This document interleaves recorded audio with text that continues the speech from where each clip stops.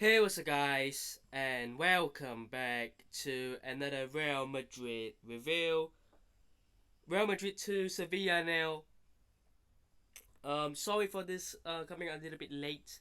Obviously, it's been the Christmas festive period.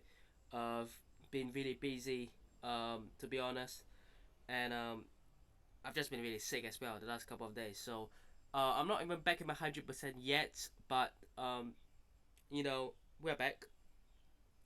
But Real Madrid win, beat Sevilla. Again, it's the same old story. It's the same old, um, conclusion that we can have of Real Madrid in terms of the players not turning up, not playing particularly well, and getting the win. And look, I've said this so many times. I would rather a poor performance and a win than a very good performance and a defeat. But it doesn't mean that I want to have poor performances game after game after game. Because more often than not, when you're not playing well, you don't win. But if you're not playing well and you win one or two odd games, that's luck. That's getting over the line. I don't want Real Madrid to rely on luck.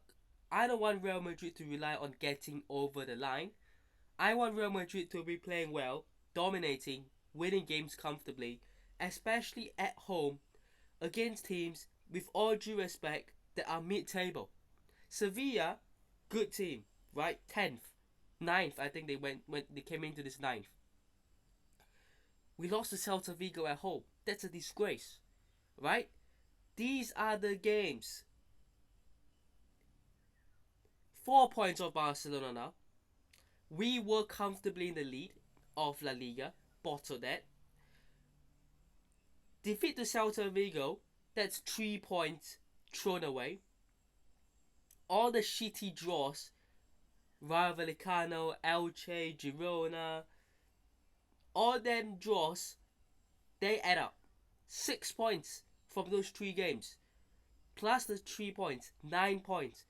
Real Madrid should be leading La Liga by 5 points at this moment, at least, not behind by four. So it's so disappointing because imagine you're Real Madrid, or you're a Real Madrid fan specifically. You are behind Barcelona by 4 points.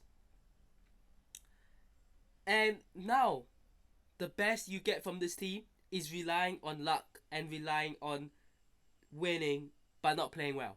Like, if Real Madrid were in the lead of La Liga by 5 points and we were grinding out results, fine.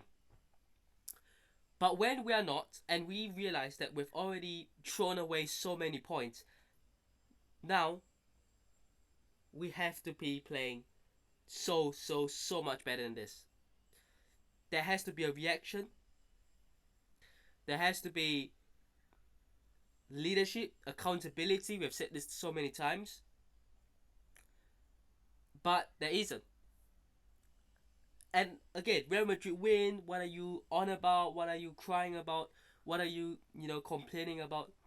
I'm complaining about the fact that Real Madrid are already behind Barcelona by 4 points through our own mistakes, our own fault, and yet we are not seeing a change in reaction and performance from these players. If Real Madrid play the way Real Madrid did in the past couple of games, against Sevilla, against Talavera, against Alaves, against Man City, Celta Vigo, Girona, Elche, Rayo Vallecano, Liverpool, Olympiacos, right? These games. If Real Madrid play like we did in all those games, against Real Betis in the New Year, Atletico Madrid in the Cup, Levante, Monaco, Villarreal away, Benfica away, and then we've got Rayo Vallecano coming up again as well. All of the upcoming games, we are pretty much going to draw or lose all of them. And I'm not kidding. I'm not. And I'm just gonna go a little bit sidetracked from this game. As usual, Real Madrid no plans to make any transfers in January. Like, I understand that as Real Madrid fans, we sort of accept that every January there is nothing done. You know, unless there's an emergency, which doesn't really happen more that often. But can we can we not make it can we not normalize that mentality, that mindset of January nothing is done and it's going to keep it that way? No, no, no, no, no, no. Andrew is leaving. I'll make a separate video on that. Andrew is leaving on loan. This team is begging for a couple of signings. Defensively, we definitely need numbers because Mendy is out. Fran Garcia isn't a great player, so we need a left back at least, or a player that can cover for left back. Ideally, you want to sell one of those left backs, but you're not going to. And a midfield signing has to be a priority as well. And you can even argue a centre back or right back as well, at least. But it's just a joke that nothing is even done. Like, if Real Madrid say we are going to make one transfer and we are going to make a midfield signing, I would 1,000,000% take it over nothing. Like, I would absolutely take a midfield signing over nothing. So, look, Real Madrid are a rich club. Real Madrid are a club that can afford to spend. Okay? Go and look at the stats. Go and look at the financial stats. The revenue, the structure, the just the overall financial side of things at the club is very healthy. And the room to spend is pretty decent as well. Like, it's not like Real Madrid have been wasting money in the last couple of years. But we've spent big for certain players, but they have sort of not necessarily all of them hit the ground running, but they have pretty much all paid back, in a sense, what they will cost. Right? So when you look at Jude Bellingham and the big fee for him from Dortmund, he won a Champions League. Right? He won a Champions League title, he won a La Liga title. And I'm not saying those necessarily pay for it, but you're seeing the investment go in a positive way, right? And in general, like the Bernabeu generated what 400 million euros, I think, this year alone. Like the club is doing well financially, right? We're not in a situation where we're borderline or we're struggling. No, Real Madrid are still one of the best and most valuable clubs in the world, and in terms of financial, is still really, really strong as well in the world. We are talking a matter of the club president, the board members agreeing that everything is fine, agreeing that things are doing well enough to not have to go out and spend. It's not you cannot spend, it's not you can't afford to spend, it's you don't want to spend. And that is what is going to be the downfall of the season. Because this team is struggling. It's struggling. And I'm not saying that for the sake of saying that. I think it's very obvious, it's very clear that when you see these 11 players go out there and play, it's terrible. It really is. It's imbalanced. There's no accountability, there's no leadership, there's no control, there's no discipline, there's nothing. There's nothing. Like, you can go and watch Sunday League and you get more. You learn more. You see more. You feel more entertained. You get more value from your time and money. And I hate saying this. I really do. Because no football fan wants to say this about their club. But it's time that Real Madrid fans have their voice and start getting vocal. And I'm sure majority of Real Madrid fans see this the same way. You can win badly, but you cannot be making this a normal performance. You cannot be normalizing this. This cannot be the standard. And for the past 10, 15 games, have we seen change? No. Will we see change for the next 10, 15 games? What makes you and I believe there will be change in a better way? What if it's standard?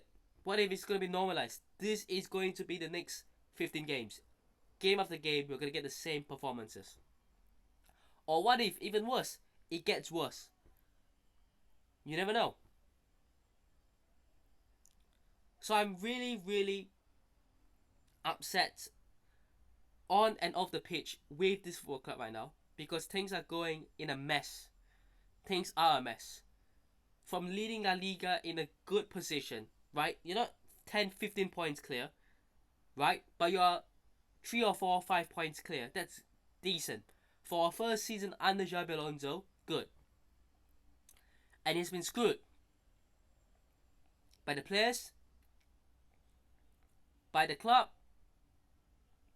and his own inexperience doesn't help either. His mistakes doesn't help. But yeah. Anyways, let's talk about the game quickly to wrap up. First goal, Rodrigo with the free kick delivered in. Jude Bellingham, powerful header. The one thing I take away from these games is I think Jude Bellingham still giving his all. He may not be great every game. He may not even be good or decent every game.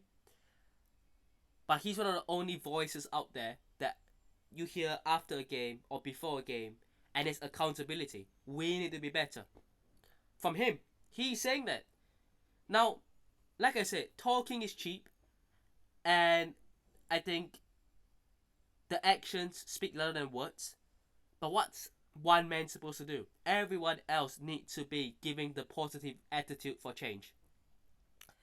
And again, I don't want to sound like a broken record. I don't want to sound like I'm targeting people. But Vinicius Jr., he got booed. And do I like fans booing? No.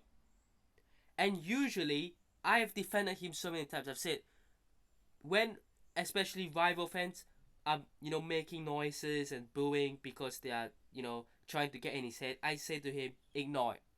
I say to him, don't let it affect you and prove them wrong. But when your own fans are booing you, there is a reason. Now, I'm not one of those people who boo him. I'm sick and tired of it, but I'm not going to boo. I don't really like that. But when certain minority fans in the stadium are booing, and you get affected by it mentally, and after the game, you go on Instagram, you make a post with ... You change your profile pic to a Brazil, to you in your Brazil kit. It's a very reactionary decision by him. It really is. It's not by his management team. It's not by anyone. It's by him. He made the choice to do that. And if he continues on this loophole, because he hasn't been playing well for the past 18 months, let's make that absolutely clear once again. If he continues down this loophole and this rabbit hole, he's leaving. He's leaving soon. And you're going to see Real Madrid fans not necessarily happy that he's leaving, but they're going to be on board with it. Because I'm certain there are still a big majority of Real Madrid fans, including myself, that still wants Vini Jr. to turn it around. We still want him to succeed in the long term because he's still a young player. He's still exciting to watch when he's at his best. But are we seeing the performances? No.